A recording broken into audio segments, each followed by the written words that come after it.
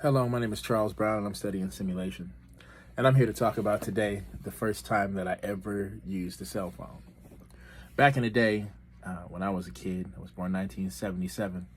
So growing up all from the 70s through the 80s, 90s, into the early 2000s when I became an adult, we didn't have like the functioning cell phones that we have now.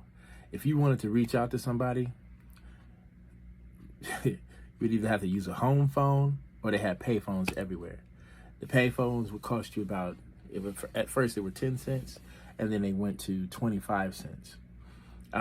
They had these phone books because they had literally like these little booths that you walk up to.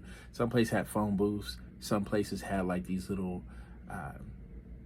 phone encasements that you kind of stick your body into, and you have a phone booth or a phone book at the bottom that you could access, like a white pages or yellow pages.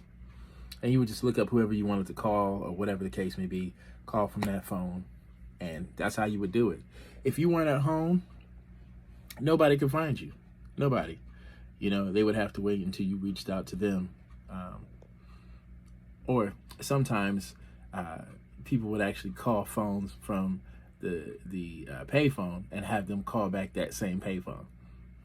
Crazy. But I guess when you are without something, you learn how to innovate things. So over the years, as the cell phone industry really started to develop, I remember growing up with my brother, and like when we got our first cell phone, it was crazy.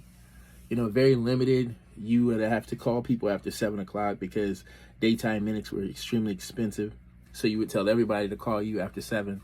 If you had a little girl that you were talking to or whatever the case may be, she would have to call you after 7, because after 7 was like the was like your anytime minutes, or like your nights and evening minutes is what they used to call it back in the day.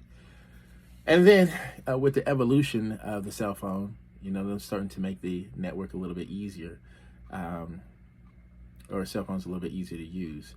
And I'm just remembering back, you would have to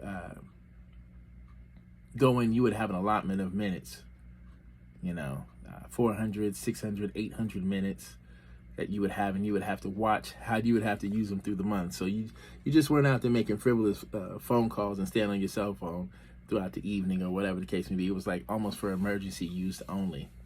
Then it really like started to fold out into texting.